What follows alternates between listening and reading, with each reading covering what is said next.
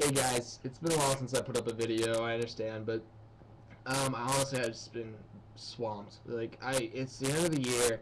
This was seriously the last day of classes. I actually got to run to an exam here in a little bit, but something's really been kind of talking to me. Um, I I know I haven't answered the question about murder yet. I know I haven't really gotten into that, but something's really been hitting me hard. It's hitting me really hard, and it's the issue of godly men. What exactly is a godly man and who he really is? And I really want to spend some time. I'm not avoiding the question. I'm really not avoiding the question. I really want to attack that, but I really want to give you a proper answer and have time to research and do some stuff so I can give you a good answer. Um, but I really want to attack this right now because this is something that I've been faced with, and this is something that makes me truly realize how immature, how childish, how silly, and how utterly stupid I really am. Me and my roommate have been talking about this for a while. I've been listening to a couple sermons, and I've been studying on this for a little bit, and finding out truly what it means to love each other as a man.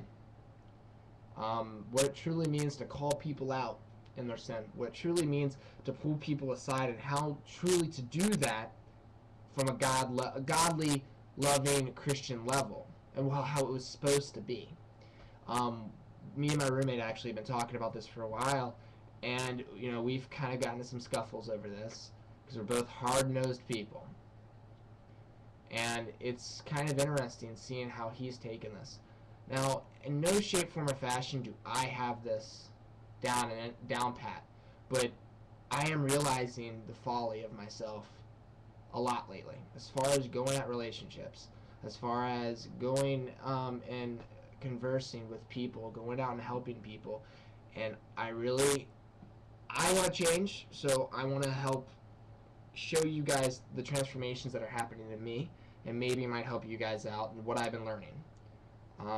So I'm going to be talking about this a lot for some time, just as I study. But the first thing is, guys, you need to be mature enough to be in a relationship, and you need to be honest with yourself to realize that. A lot of guys that I know, especially back home, wonder why they go girl to girl and wonder why they can't get anyone to love them and anyone to want to spend time with them. It's because they're not mature enough and they don't know themselves well enough to be able to progress that. This is coming from a guy who dated a lot of girls in high school. This is coming from a guy who's been around the block. And I realize now that even now, as I'm growing in the Christian, I am in no shape, form, or fashion ready for a relationship. I'm not mature. I'm not ready. I'm not at any point financially stable in anything whatsoever. I can't even keep my grades up, let alone have someone else to worry with. I'm not ready for it. And I hope as I progress, I will be. Because the companionship is something. We weren't meant to be alone. God made Adam and Eve so Adam would not have to be alone. We were never meant to be alone, guys. That's why the issue of community is such a big deal. Now, this is something else. When you, as Christian men, build a community and relationships with other Christian men, it is imperative that you build relationships with people either higher in their faith or at the same level as your faith. It is silly for you to build these relationships where you have accountability, where you have, they can call you out with people who have less faith than you. I'm not saying don't be friends with them. I'm not saying don't be nice to them. I'm not saying don't love them. But I'm saying you don't let them hold you accountable. And you don't hold other people accountable who are higher in their walk than you are. And this is something very hard to do. It is very, very, very hard to do.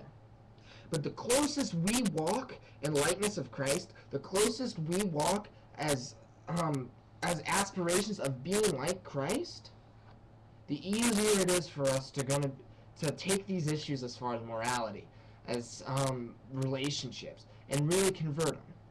And one thing that's huge heresy of the Christian church is we so easily forget who Jesus was. If you look at Jesus, a lot of people take him and look at this girly man, long hair, running around, loves on everyone, and we so easily forget this is the same man that ran through the temple with a whip, called the Pharisees a brood of vipers.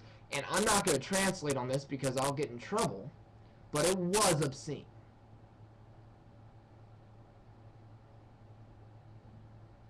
There is a such thing as righteous anger.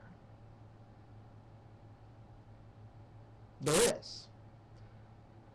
There is a such thing as wrath. And wrath is, God said, that is mine.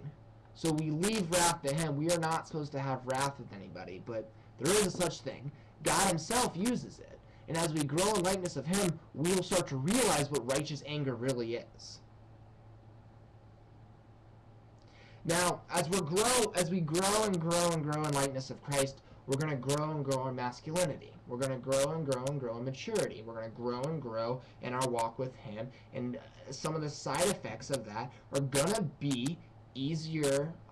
It's going to be easier for you to accomplish tasks because you follow so hard after him that things just become a lot easier. And it's not that you don't suffer as a Christian. We suffer a lot. In 2 Corinthians, Paul defends his authority to the Corinthians, saying that because he suffers is why he's an apostle. It's because he's so dependent on Christ that the suffering comes along. And what appears to be suffering to a secular and obsolete world is just another ministry opportunity to me, to most Christian men that I know.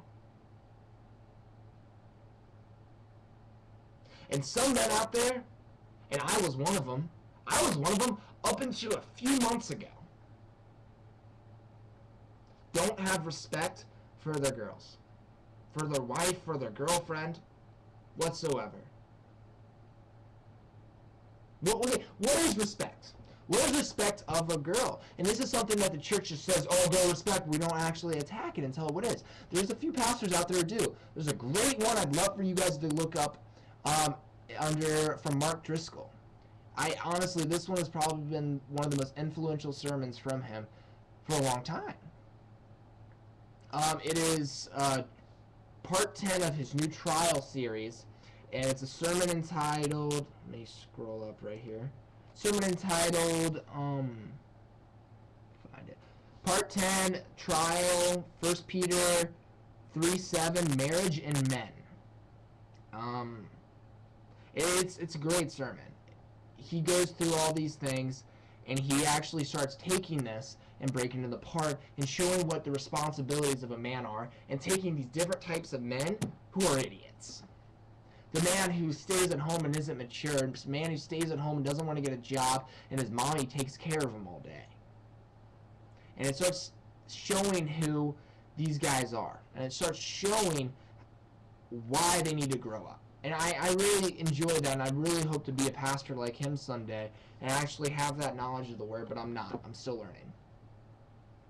But whereas I feel like I'm not ready to start telling, I know that's just a lie. And that's a lie that Satan will throw at us, and that's a lie he'll put in our hearts that we have nothing to say. We do. I only really have a minute left on here. It's going to shut me off. Men, respect your girls. I'll have a whole new thing coming up right after this on what respect is. And I want you guys to listen to that, especially right after listening to this one. Well, I don't know if you guys have been listening to everything. I love you guys. I guess bring it on.